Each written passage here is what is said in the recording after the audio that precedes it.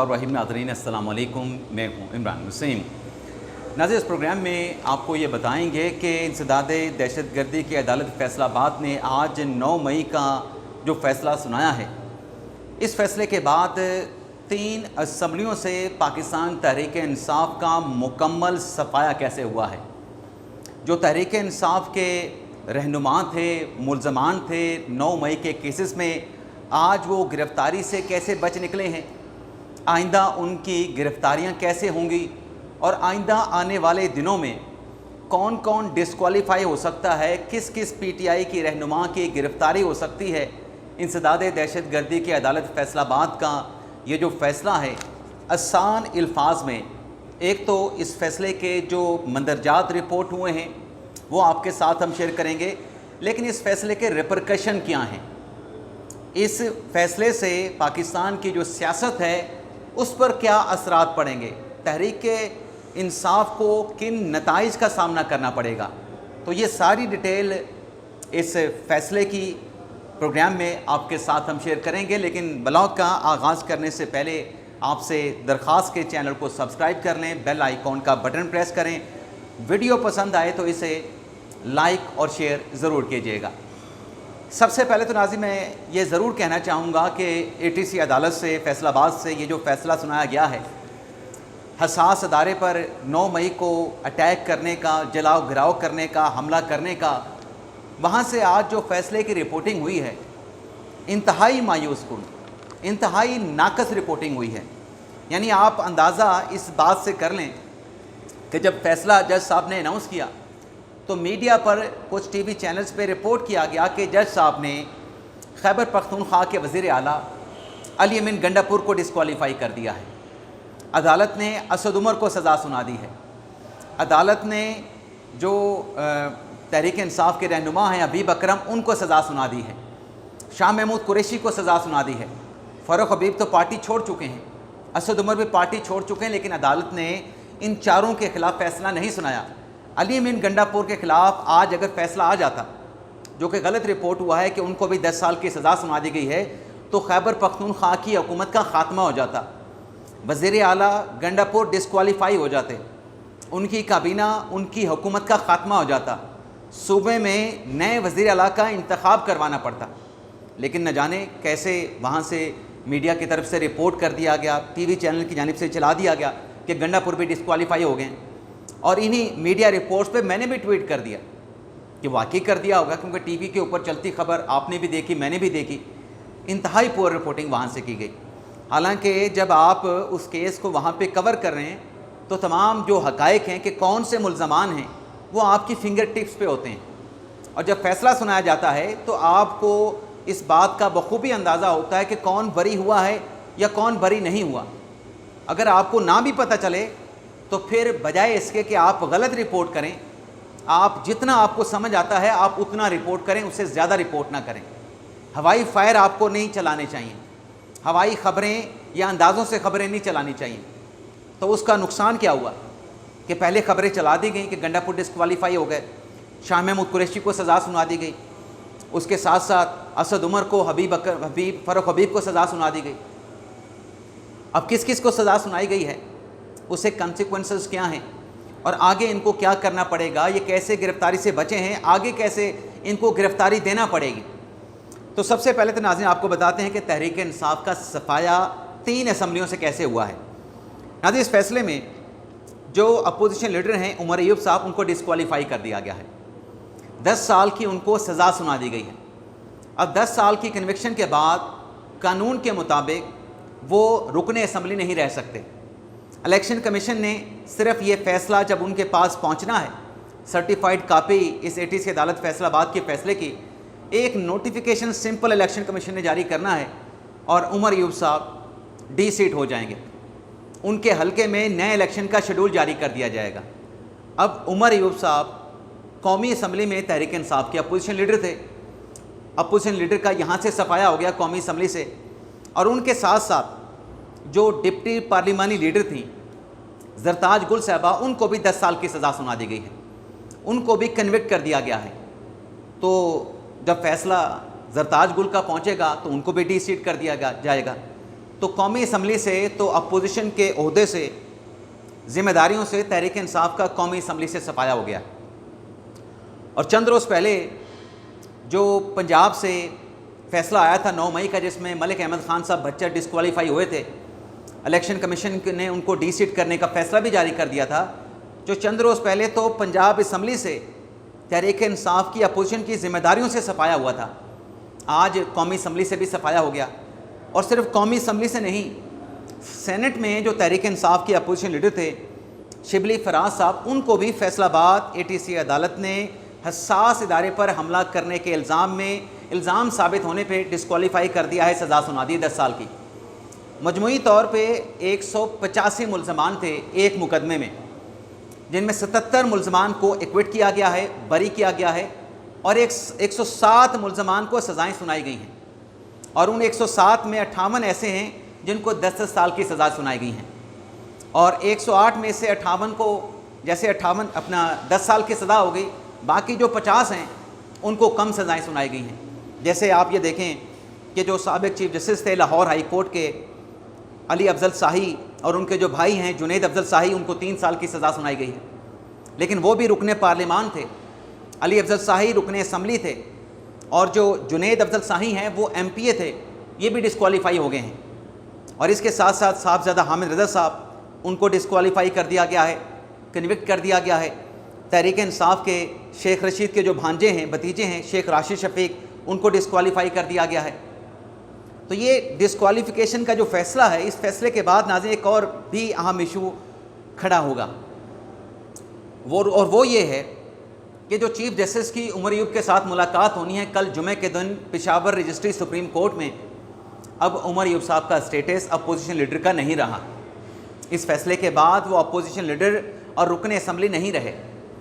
اب سوال یہ ہے کہ کیا چیف جسٹس یحییٰ افریدی کو عمر ایوب کے ساتھ کل ملاقات کرنی چاہیے؟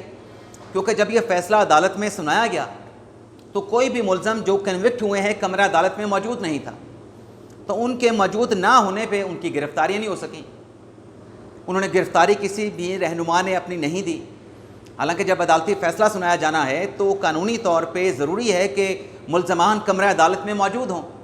اب عدالت نے فیصلہ سنا دیا، مجرمان کو نوٹس کیا گیا، ملزمان آئے نہیں، تو ایک طریقے سے تو عمر ایوب صاحب مفرور ہو گئے. تو کل اگر چیف جسٹس کے ساتھ عمر ایوب کی ملاقات ہوتی ہے تو اس پہ یہ سوال اٹھے گا کہ چیف جسٹس نے ایک مفرور کے ساتھ، جو اس کے ساتھ ملاقات کرنے کے لیے آیا، اس کو گرفتار کرنے کے بجائے اس کے ساتھ ملاقات کی. اب ہو سکتا ہے کہ اس ڈیولپمنٹ کے بعد، اس فیصلہ آباد کے ATC عدالت کے فیصلے کے بعد، ہو سکتا ہے کہ چیف جسٹس عمر ایوب کے ساتھ اپنی ملاقات کو ختم کر دیں، کینسل کر دیں. یہ ایک امکان پیدا ہو گیا. اس کے علاوہ ناظرین، اسی فیصلے میں جو اپنا فواد چودھری صاحب ہیں ان کو بری کر دیا گیا ہے. شاہ محمود قریشی کے جو بیٹے ہیں زین قریشی، وہ بری ہوئے ہیں. خیال کاسترو تحریک انصاف کے رہنما ہیں، ان کو بری کر دیا گیا ہے. اور ایک نام جو مجھے PTI کے وکیل نے بتایا کہ احسان نیازی کو بھی اس کیس میں شامل کیا گیا تھا، ملزم کے طور پہ شامل تھے، ان کو بھی بری کر دیا گیا ہے. حالانکہ ملٹری کورٹ سے ان کو 10 سال کی سزا ہوئی تھی، یہاں پہ ان کو بری کر دیا گیا ہے. لیکن اس کے ساتھ ساتھ ناظرین، یہ جو فیصلہ آج سنایا گیا ہے، جیسے میں نے آپ کو بتایا کہ ملزمان کی گرفتاری اس لیے نہیں ہو سکی کیونکہ وہ کمرہ عدالت میں موجود نہیں تھے. لیکن یہ لوگ جو کنوکٹ ہوئے ہیں اور جو آئندہ دنوں میں ممکنہ طور پہ کنوکٹ ہو سکتے ہیں، تحریک انصاف کا خدشہ یہ ہے کہ ہمارے 75 ارکان ہیں، ارکان پارلیمان ہیں، جس میں صوبائی اسمبلی کے ممبران بھی ہیں، جس میں قومی اسمبلی کے ممبران بھی ہیں، جس میں سینیٹر حضرات بھی ہیں. 75 تعداد تحریک انصاف بتاتی ہے جو 9 مئی کے کیسز میں نامزد ہیں، نامینیٹڈ ہیں. تو 75 لوگ ڈسکوالیفائی ہو سکتے ہیں. 75 ارکان پارلیمان کی، سینٹ کی، قومی اسمبلی اور صوبائی اسمبلیوں کی سیٹیں خالی ہو سکتی ہیں. اب جیسے گرفتاری نہیں ہوئی، سوال اٹھے گا کہ یہ کیسے گرفتار ہوں گے؟ تو ناظرین، ان کو گرفتاری تو دینا پڑے گی اپنی. جن لوگوں کو سزائیں ہوئی ہیں ان کے پاس اب 7 دن ہیں.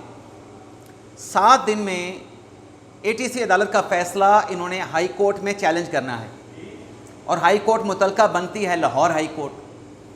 اور یہ اپیل دائر کرنے سے پہلے جو ایک قانون کی منشا ہے، ایک قانون کا تقاضا ہے کہ اگر آپ نے گرفتاری نہیں دے رکھی، آپ سزا یافتہ ہیں، آپ نے گرفتاری نہیں دی، تو تو آپ اپیلیٹ فورم پہ، ہائر فورم پہ اپیل بھی دائر نہیں کر سکتے. آپ کو اپیل دائر کرنے کے لیے اپنی گرفتاری دینا پڑے گی. تو جتنے لوگ کنوکٹ ہوئے ہیں، صاحبزادہ حامد رضا بھی کنوکٹ ہوئے ہیں، اور بھی پوری ایک 108 لوگوں کی لسٹ ہے، ان کو اپیل دائر کرنے سے پہلے اپنے آپ کو پولیس کی کسٹڈی میں اپنی گرفتاری دینا پڑے گی، جیل میں جانا پڑے گا. اور جب جیل میں جائیں گے تو پھر طریقہ کار کے مطابق جو ایک پروسیجر ہوتا ہے اس کے مطابق یہ اپیل جو ہے ہائی کورٹ میں فائل کر سکیں گے. اگر گرفتاری نہیں دیتے تو اس صورت میں ان کی جو اپیل ہے وہ ناقابل سماعت ہے. اور اگر 7 روز کے اندر یہ ساری کاروائی پوری نہیں ہوتی تو پھر بھی ان کے لیے مسئلہ ہے. یعنی 7 روز کے اندر گرفتاری نہ دیے بغیر اپیل دائر کریں گے تو ناقابل سماعت ہوگی. 7 دن کے بعد اگر گرفتاری بھی دے دیتے ہیں تو تب بھی اپیل ٹائم بائڈ ہو جائے گی. تب یہ ہوگا کہ آپ نے مقررہ جو قانونی میعاد ہے اس کے بعد آپ نے اپیل دائر کی ہے.